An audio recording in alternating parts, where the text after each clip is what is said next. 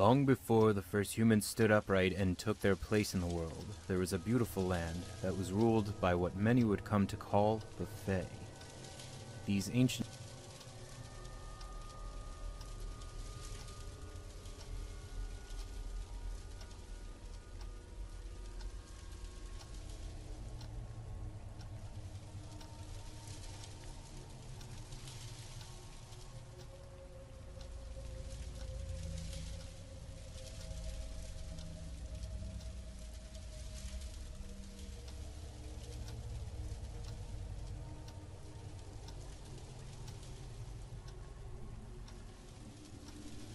These ancient beings were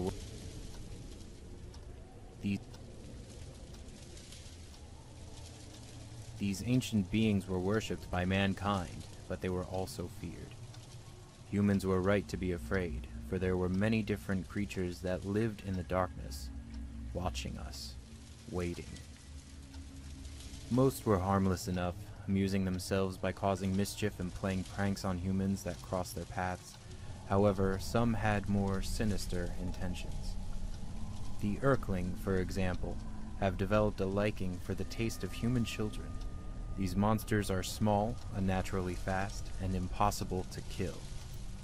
It was an unlucky tragedy for my people that we decided to build our village here, right in the middle of the Urkling's territory.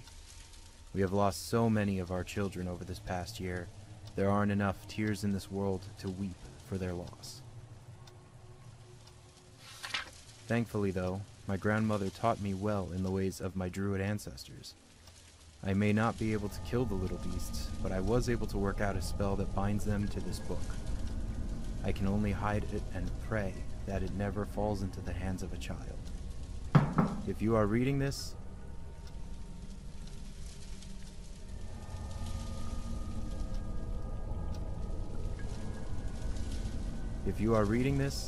know that I'm truly sorry for the demons that have now been passed on to you.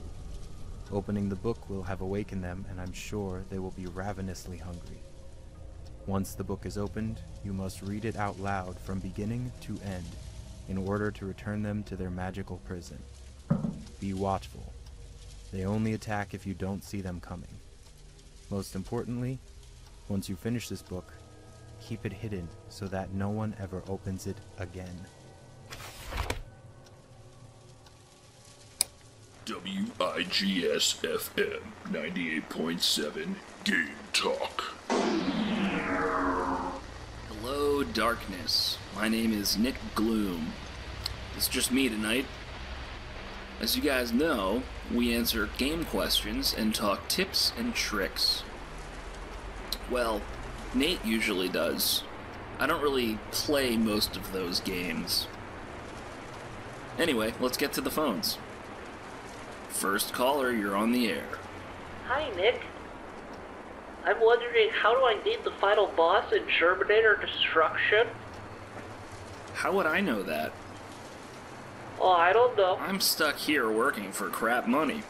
I still can't afford to buy new Atari games. Would you like me to page Nate?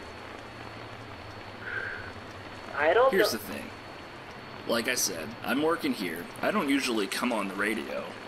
So, I don't have as much of a bedside manner as Nate does.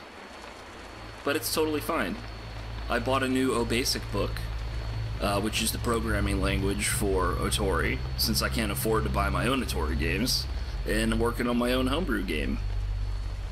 The pending title is Evil Midnight, where I'm not sure what you're going to have to do yet, but I think it's going to be a horror game, and it's going to be at nighttime, and it's going to be evil.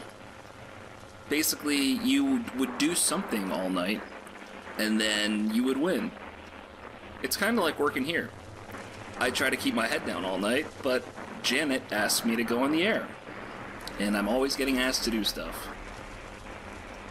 The more stuff I get asked to do, the more I get anxious and panic. It's a vicious cycle. Is this some kind of life lesson? I just want to play Terminator. Here's the thing.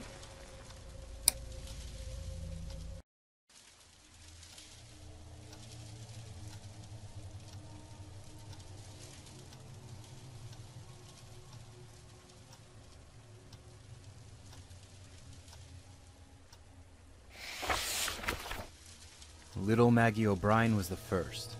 The children had been playing in Hogan's Forest when they all heard a noise. Sensing no danger because there were so many of them, 12 children in all decided to investigate the source of the strange sound. As they all searched high and low, they soon realized that Maggie was missing. Frantically, they began searching for their friend. She was a small girl who loved to play hide and seek. Her big brother Colin insisted that she was probably hiding somewhere, safe and giggling to herself as she watched everyone search for her. The sun sank low in the sky and the forest